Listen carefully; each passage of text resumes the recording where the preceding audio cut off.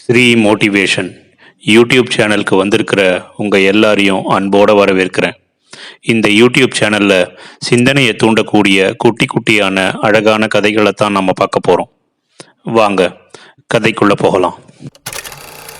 இன்னைக்கு நம்ம பார்க்க போகிற குட்டி கதை, எதிர்பாராத நிகழ்வு நடக்கும்.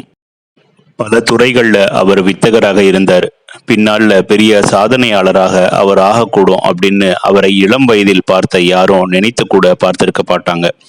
பள்ளியில அவர் அப்படி ஒன்றும் கெட்டிக்கார மாணவனாகலாம் இருக்கல.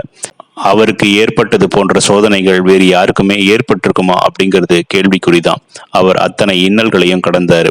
அவர் பிறப்பதற்கு 3 மாதங்களுக்கு முன்பே அவரது தந்தை காலமாகி விட்டிருந்தார். தாயார் மறுமணம் செய்து கொண்டார். இதனால தாய் வழி பாட்டியிடமே அவர் வளர நேர்ந்தது. 9 ஆண்டுகளுக்கும் மேலாக அவர் தன்னோட தாய் முகத்தை பார்க்கவே இல்லை. பாட்டி மிகவும் அன்பாக கவனித்து கொண்டாங்க. அப்படின்னாலும் அவருக்கு பெற்றோரை பிரிந்து வாழும் வாழ்க்கையில தன் மதிப்பு குறைவாகவே இருந்தது. தான் ஒரு திறமை குறைவான சிறுவன் அப்படிங்கிறது அவர் தன்னை பற்றி எண்ணிக்கொண்டிருந்தார். மற்றவர்களுடன் சேர்ந்து பழகுவதற்கு தயக்கமும் காட்டினார். இதனால அவருடன் படித்து வந்த மாணவர்கள் அவரை கேலி செஞ்சாங்க. உடன் படிப்பவர்கள் எந்த நடவடிக்கையிலுமே இவர் கலந்து கொள்ளவே மாட்டார். இப்படி ஒதுங்கி வாழும் இயல்பான அவரால் படிப்பிலும் கவனம் செலுத்தவே முடியல. தேர்வுகளில் குறைந்த மதிப்பெண்களையே பெற்றார்.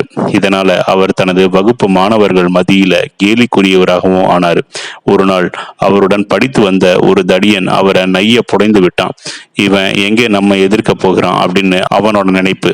ஆனா இவர் அந்த முரடனை அடித்து வீழ்த்தி விட்டார். இதை பார்த்த அவருடைய வகுப்பு மாணவர்கள் ஆச்சரியத்தால விழிபிதுங்கி போனாங்க. அவருக்கே கூட அது வியப்பை தந்தது. எப்படி இந்த முரட்டு மாணவனை அடித்து வீழ்த்த முடிந்தது அப்படின்னு அவருக்கே ஆச்சரியமாக இருந்தது. அவருடைய இந்த துணிச்சலுக்கு காரணம் அவரது எதிர்பாராத கிராமப்புற வாழ்க்கை தான் காரணம்.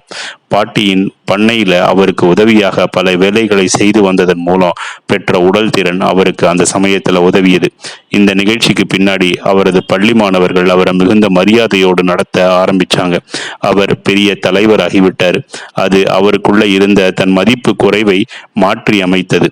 அதன் பிறகு தான் செய்யும் காரியம் எதையுமே தன்னம்பிக்கையோடு செய்ய தொடங்கினார். அதற்கு பிறகு அவருக்கு படிப்பு எளிதாயிற்று. தேர்வுகளில் மிக நல்ல மதிப்பெண்களை அவரால் பெற முடிந்தது. அப்புறம் வாழ்நாள் முழுவதும் அவர் சாதித்து கொண்டே இருந்தார். அவர் யார் தெரிகிறதா? புவியீர்ப்பு விசையை கண்டறிந்து சொன்னவர். வெள்ளை ஒளியில் 7 வண்ணங்கள் இருக்கின்றன அப்படிங்கிறத நிரூபித்தவர்.